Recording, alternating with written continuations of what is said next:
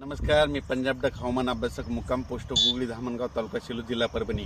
सर्व शेतकऱ्याला सांगू इच्छितो आज 27 म्हणजे आज रात्रीपासून 27, 28, 29, 30 राज्यात पुन्हा आणखीन पावसाचा जोर वाढणार आहे म्हणून हा अंदाज लक्षात द्यायचा आहे. तर सर्व शेतकऱ्याला सांगू इच्छितो की राज्यामध्ये जवळपास 5 ऑगस्टपर्यंत असाच पाऊस राहणार आहे. दररोज भाग बदलत पडणार आहे.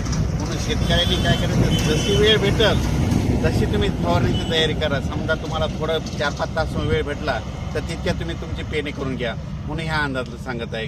सर्व शेतकऱ्याला सांगू इच्छितो की म्हणजे आज 27 पासून तर 5 ऑगस्टपर्यंत राज्यात हे पावसाचं सत्र असंच चालू राहणार आहे. काही भागात रिमझिम, कुठं मुसळधार, कुठं अतिवृष्टी, कुठं वाहुणी असा पाऊस पडणार आहे. वापसा काही होणार नाही. त्याच्यामुळे जशी सवड भेटेल तसे तुम्ही कामे करून घ्या. सप्टेंबर ऑक्टोबरमध्ये तर सरासरीपेक्षा जास्त पाऊस पडणार आहे म्हणून हे सगळ्या धरणामध्ये आवक येणार आहे आणि हे सगळं भरणार आहे. आणि शेतकऱ्यासाठी ही खूप आनंदाची बातमी.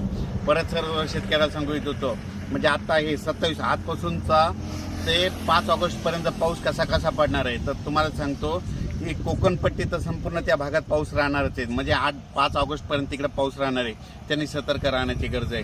आणि त्याच्यानंतर सर्वाला सांगू इच्छितो की राज्यामध्ये आता म्हणजे पूर्व विदर्भात 6 जिल्हे, पश्चिम विदर्भ 5 जिल्हे, त्याच्यानंतर तो पाऊस त्याच्यानंतर जळगाव, जामोद, जळगाव, तसे धुळे, नंदुरबार, नाशिक, उत्तर महाराष्ट्राकडे जाणार आहे. म्हणजे हे पावसाचा इकडल्या भागाकडे जाणार आहे. म्हणजे आता हे टप्पा आता न पूर्व विदर्भ, पश्चिम विदर्भ आणि उत्तर महाराष्ट्राकडे म्हणजे आता 5 ऑगस्टपर्यंत पडणार आहे म्हणून हा अंदाज लक्षात घ्या. अचानक वातावरणात बदल झाला तर लगेच एक मेसेज दिला जाईल.